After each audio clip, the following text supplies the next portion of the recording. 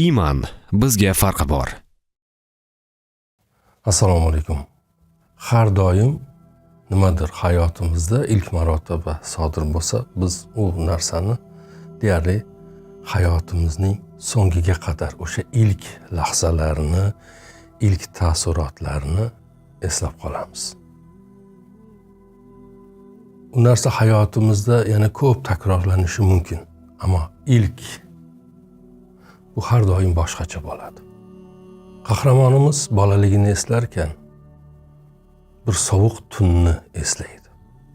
Quturgan bo'ronning sovug'i ich-ichimga kirib ketgandek bo'ldi. Xizmatkor uxlab yotardi. Uni uyg'otishga nima qilmadim, ko'zim qiymadi. Xonani eshigini ochdim va qishning o'sha bolaligimizda bo'lardi-yu, shafqatsiz ayozi yuzimga tarsakidek urildi deydi. Bugungi qahramonimiz Omar Sayfiddin bolaligini eslab aytyapti. Biz uni sizga aytib beryapmiz. Deydiki, tahorat oldim va titragancha xonamga qaytdim. Hali tong otmagandi. Derazaga suyandim deydi. Pastda uylar, ko'chalar, biroz narida dengiz. Ularning hammasi go'yoki o'lim uyqusiga ketgandek, jonsiz va qotib qolgandek. Bu o'rta yoshga borgandan keyin, biroz o'tgandan keyin bunaqa narsalarni inson sezishni boshlaydi. Va o'sha ana shu sukunat ichida eski bir masjidning minorasidan deydi, yosh muazzinning ovozi yuksaldi deydi. Bu ovoz o'sha ruhimni titratib, meni 15 yil avvalgi o'sha unutilmas ilk bomdod namoziga olib ketdi deydi. 15 yil avval. O'sha paytlarda juda kichkina edim. Onam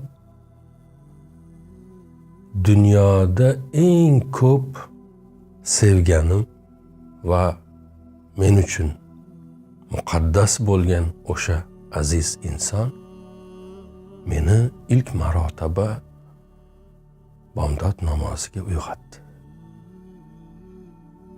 Ana o'sha ilk namoz o'qigan kunim ham xuddi bugungidek qorli, bo'ronli qish kechalaridan biri edi. Xonamda burchakdagi yozuv stolim ustida ko'zlari yashil edi. Yashil ko'zlari bilan menga mushugim boqib turardi. O'sha tunni xonamni yoritib turgan chiroq u mushukni ko'zimga juda go'zal ko'rsatdi. Onam xuddi tushimdagidek, tushimizga onalarimiz kirib turadi-yu, tushimdagidek yonimga keldi. O'sha nozik, paxtadek yumshoq qo'llari bilan sochlarimni siladi.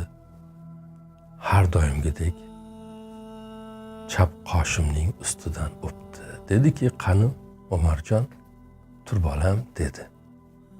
Men endi injiqlik qilyapman, axir dedim, onajon, bu hali tong-ku. Nega meni uyg'otyapsiz? Hali uyquga to'ymadim.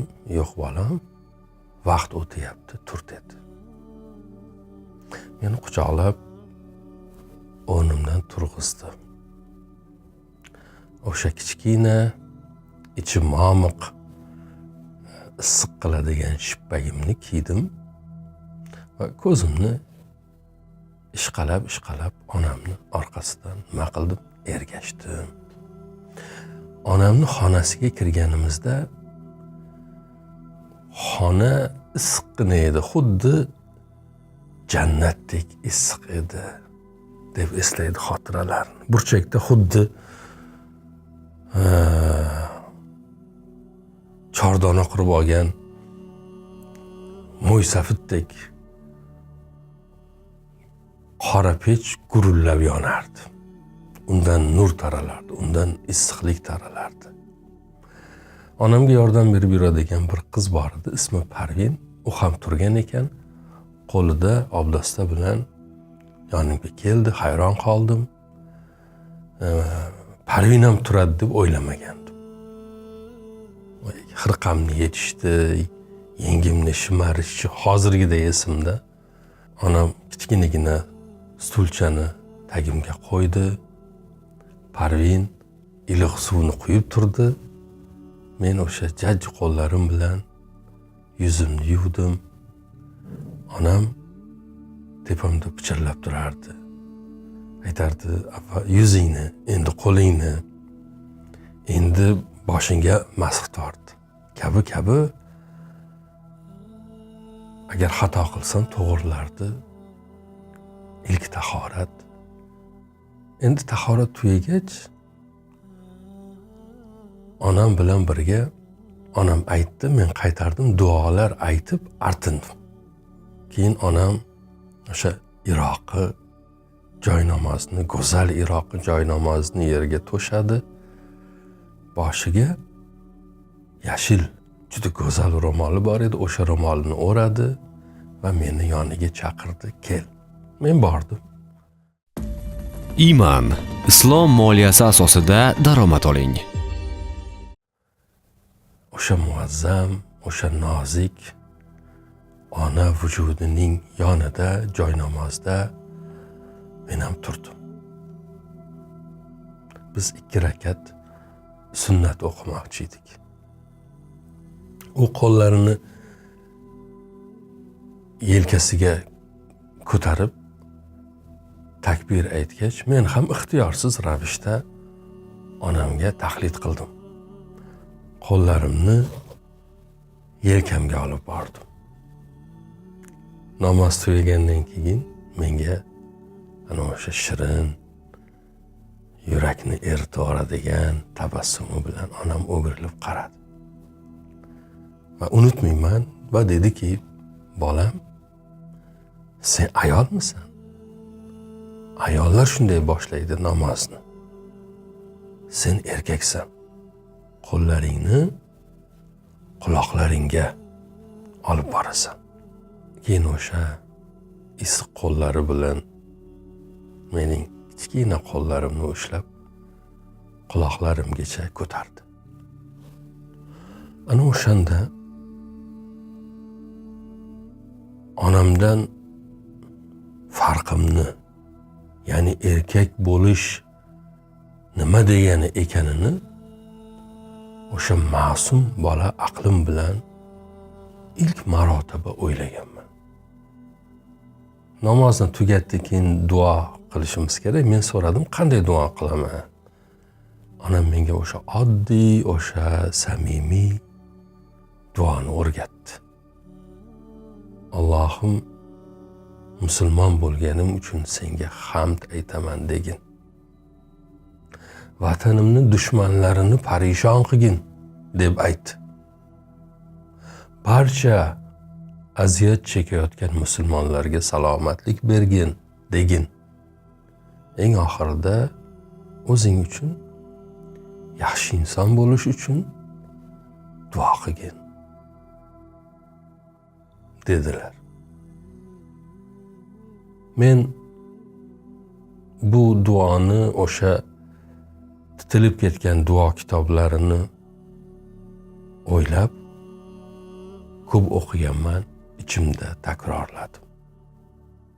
Namoz tugagandan keyin onam aytdilar, bor kitobingni olib kelgin. Kecha qilgan darslaringni nima qilaman, eshitaman. Yugurib borib olib keldim. Hech qanday xato qilmasdan o'qib berdim, chunki u go'zal onam aytardilarki, yotishdan oldin darsingni o'qi. Tushingda farishtalar senga uxlab qolganingdan keyin o'rgatadi. Ya'ni o'qib uxlab qolsang, qolganini uxlab yotganingda farishtalar senga o'rgatadi derdi. O'sha tunda ham farishtalar menga duolarimni o'rgatgandi. Keyin onam meni yana issiq o'rnimga yotqizdi, hali vaqt bor dedi. Ammo meni uyqum yo'q edi. Onamni kuzatdim. Yashil ro'moli ostida xuddi farishtadek ko'rinardi. Qur'on o'qirdi. ovozi shunaqa hazin, shunaqa go'zal. Tashqarida tong bilan birga onamning ovozi ham yoyilib borayotgandek tuyulardi menga. Porlab turardi u ovoz ichida onam. Lablari qimirlagani sari go'yo ko'rinmas u ovoz bir farishtani qanotidek kelib meni siypalagandek bo'lardi. Yuzimga boyagi chap qoshimni yuqorisidan xuddi onamdek kelib bo'sa olayotgandek bo'lardi. Uni his qilib uyquga ketdim. Va hozir oradan endi qancha yillar o'tdi. O'sha soflik, o'sha iymonga to'la, sevgiga to'la tonglar. Men bu tonglarni hamma narsadan ko'p sog'inaman. Juda totsiz bir hayot bor, quvonchsiz hayotim bor, muhabbatsiz bir hayot bor. Bu narsalardan, bo'shliqlardan iborat. Ruhim hislar, ma'noli orzular bilan yashashga o'rgangandi. Endi ma'nosiz narsalar bilan yaralangandek. Tush kabi o'tgan u daqiqalar xuddi yo'qolib qolgan jannat kabi mendan juda uzoqdadek tuyuladi endi bugun. Va hozir xonamning derazasidan bu sovuq tongga qarab hayolimdan shular o'tadi. Hayot naqadar g'arib bir hechlik bo'lib qoldi. Naqadar tez o'tadigan tush bo'lib qoldi deb bir huzun, mahzunlik o'tadi qalbimda. Deb Umar Sayfiddin o'z hikoyasini yakunlaydi. Har doim shunday bo'lish bu bir hukmmi? Ya'ni eng toza narsalarni inson yasharkan hayoti davomida yo'qotib boradimi? O'sha tozaligiday saqlab qolish mumkin emasmi? Nima bo'ladida inson ilk marotaba joy namozga boshini qo'ygandek sajdaga borganda, o'sha lahzalarda his qilgan xushuni, muhabbatni, ishqni borgan sari xiralashayotganini, uzoqlashayotganini, bo'm-bo'sh yotib turishga aylanayotganini, nahotki bu o'zgarmas qonunmi deb o'ylab qolamiz. Hayotda nafaqat namozda, har narsada erishganimiz, qo'lga kiritganimiz, bizniki bo'lgan, uddalaganimiz har narsa borgan sari qadrini, qiymatini yo'qotib borayotgandek his qilamiz. Men buni bunday qilsak o'sha shu saqlanib qoladi, bunday qilish kerak. Men buni bilmayman, lekin bilgan narsam shu. Balki shu muhabbatni ham, shu ishqni, joy namoz ustidagi xushuni, u holni, u go'zalligicha qolishi uchun ham balki yolvorib duo qilish kerakdir, istash kerakdir. Masalan, bomdodga turaman debmas, Robbim bomdodga turg'izgin. Xushu bilan namoz o'qiyman endi debmas, Allohim qalbimga xushuni qaytargin.